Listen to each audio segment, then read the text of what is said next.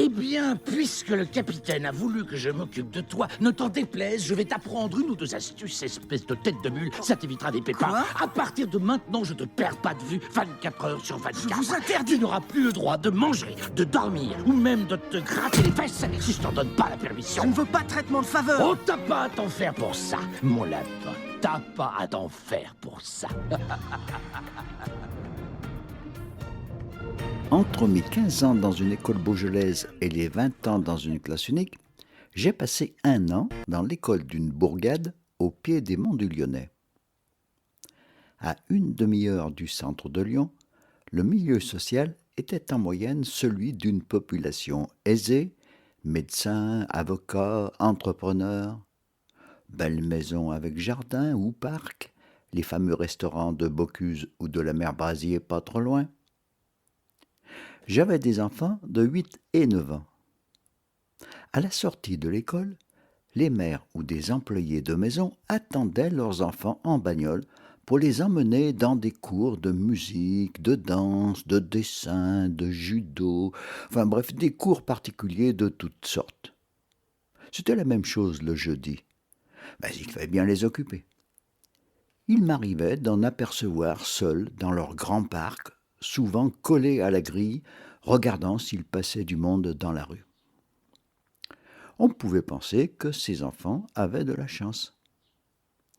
J'avais quand même été surpris d'apprendre que beaucoup d'entre eux étaient suivis par des psys. Et pourtant, ce n'était pas encore la mode des psys ou du développement personnel. En classe, ma principale difficulté était de leur faire prendre des initiatives. Ils attendaient toujours que je leur dise ce qu'il fallait qu'ils fassent. Ils étaient pourtant gentils et obéissants. Tous, sauf 3 petites Portugaises. En bas de la ville, il y avait un immeuble vétuste qui était occupé par des émigrés. Et c'étaient ces 3 petites, très vivantes, qui animaient vraiment la classe. Heureusement pour moi. Il y avait en particulier Maria, petite fille qui n'avait pas la langue dans sa poche. Lorsque les autres racontaient ce qu'ils avaient fait le jeudi, elle expliquait qu'elle avait accompagné sa maman à l'hôpital ou à la mairie ou dans n'importe quelle administration, parce que sa maman parlait très mal le français. Et c'était Maria qui faisait sa traductrice, expliquait à sa place ou remplissait les papiers. À 9 ans. On aurait pu penser que toutes les 3 devaient envier les autres.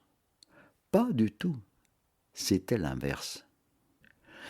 Tout cela pour parler de ce que j'appelle l'activisme éducatif. Je te le dis. Mais c'est pour ton bien. Si je le redis, c'est pour ton bien. Je ne veux pas qu'un jour tu puisses me reprocher que sur ton berceau, sur toi ne s'est pas penché là. Bon, ne fait. Aujourd'hui, cet activisme n'est même plus réservé aux classes aisées. En somme, il ne faut surtout pas que les enfants soient livrés à eux-mêmes, même en milieu rural. Il faut qu'ils soient toujours occupés, ou plutôt, il faut toujours les occuper, et pas à n'importe quoi, à ce qui est éducatif, culturel ou sportif. Bien sûr, pour une grande partie, c'est parce que les 2 parents sont au boulot. Laisser les mômes seuls dans des appartements exigus où il n'y a pas grand-chose d'autre à faire que rester collé le nez sur des écrans n'est plus possible. Et puis, même les rues et les places des villages sont maintenant vides d'adultes la journée. Que ce soit quotidiennement après l'école ou les mercredis et pendant les vacances, il a donc fallu que la société crée des lieux où des éducateurs, au mieux des animateurs, s'occupent des enfants et occupent des enfants. Bon, cela s'appelle centre de loisirs, centre aéré, halte garderie, etc. Il faut les occuper, mais pas à n'importe quoi. Pas pour qu'ils s'occupent tout seuls, pas avec n'importe qui. Il faut qu'il y ait des professionnels dûment estampillés pour conduire tous les enfants dans des activités considérées comme éducatives ou culturelles. Sinon, d'ailleurs, ces lieux n'auront aucune subvention pour fonctionner, voire aucune autorisation d'exister. Protection enfantine. Évidemment, qui va reprocher à l'État de se soucier de la protection des enfants? Admettons qu'une grande partie de la population parentale ne peut faire autrement que mettre ses enfants quelque part pendant qu'aucun des deux parents n'est à la maison. Mais ce qui pourrait être surprenant, c'est que les parents, qui eux sont privilégiés, passent leur temps à trouver, à emmener et à laisser leurs enfants dans des cours particuliers de piano, de danse, dans des ateliers artistiques, de théâtre, des clubs sportifs, etc. Et ceci même en milieu rural. Pour eux, il faut aussi rajouter le temps de bagnole pour les y amener. Bref, en dehors de l'école, ce sera le socio-culturel ou le sportif. Autrefois, pour le socio, il y avait les colonies de vacances. C'était pour les enfants des couches sociales les moins aisées. Des organismes comme les CEMEA en avaient fait des lieux où les activités proposées ou possibles étaient beaucoup moins imposées, les enfants plus libres, y compris de se réveiller et de se lever à leur rythme. Aujourd'hui, elles ont presque toutes disparu, souvent faute d'effectifs. Aujourd'hui, il faut que ce soit des centres de vacances ou des camps d'adolescents à thème. Tu n'envoies plus tes enfants à la mer pour qu'ils profitent d'un environnement, mais pour qu'ils y fassent de la voile, du ski nautique ou de la plongée. Tu ne les envoies plus à la montagne pour qu'ils découvrent et s'y promènent, mais pour qu'ils y fassent du ski, de l'escalade, de la spéléo. Et ça coûte cher. Du coup, ce n'est même plus du socio, puisque ces lieux ont un coût plus ou moins onéreux suivant ce qui est proposé, et tout le monde ne peut pas y accéder. Bref, la société a développé toute une infrastructure pour que les enfants soient pris en charge et occupés, puisqu'on n'ose pas dire simplement garder, quoique le terme garderie soit encore utilisé pour la petite enfance. Et bien sûr, dans tous les cas, occuper doit aussi éduquer. Dans la vie, tu feras ce qu'on attend de toi. Un petit soldat parfait, tu deviendras.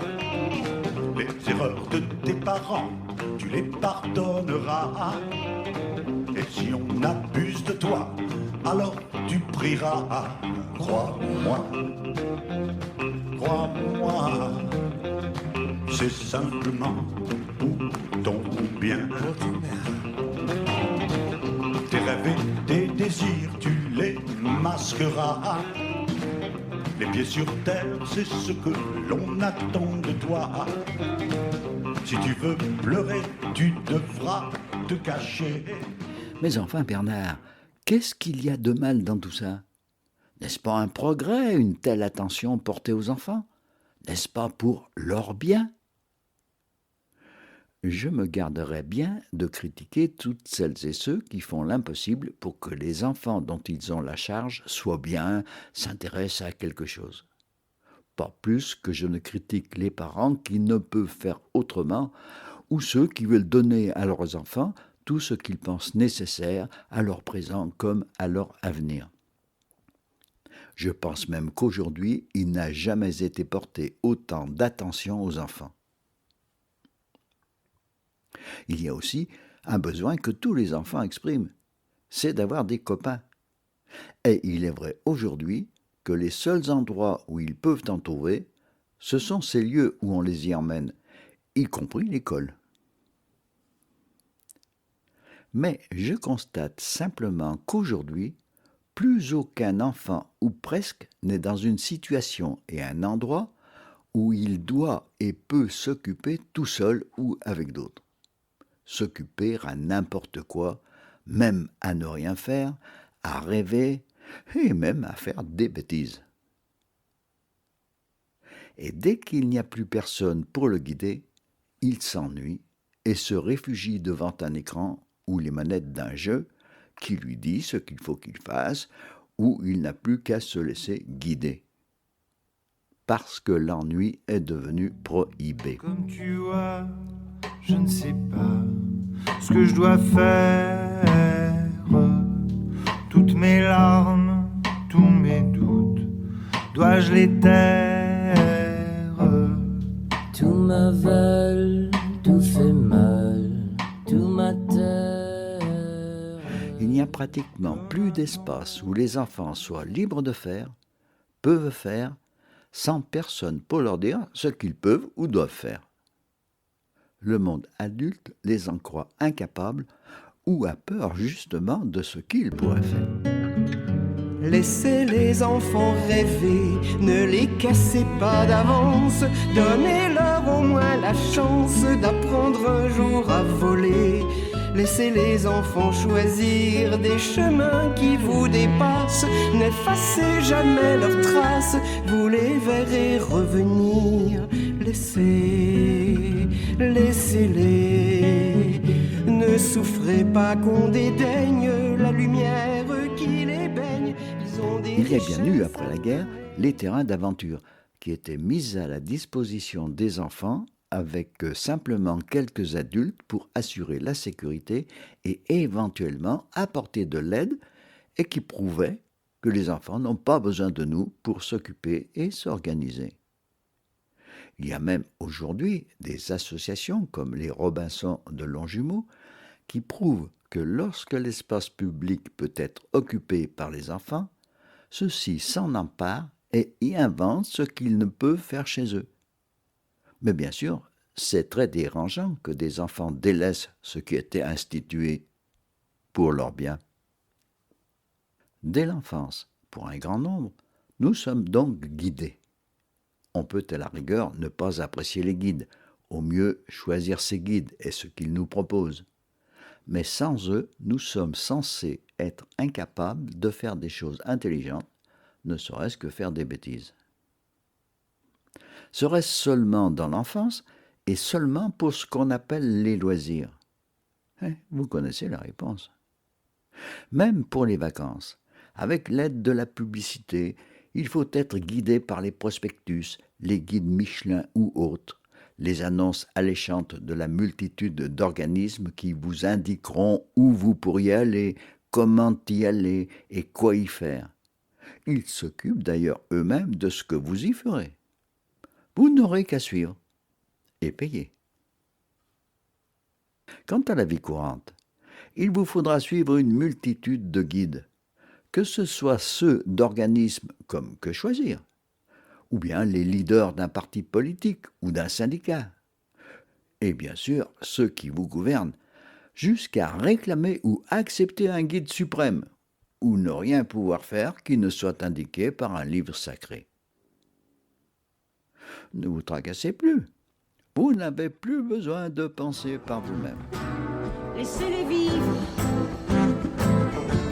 laissez-leur le champ libre.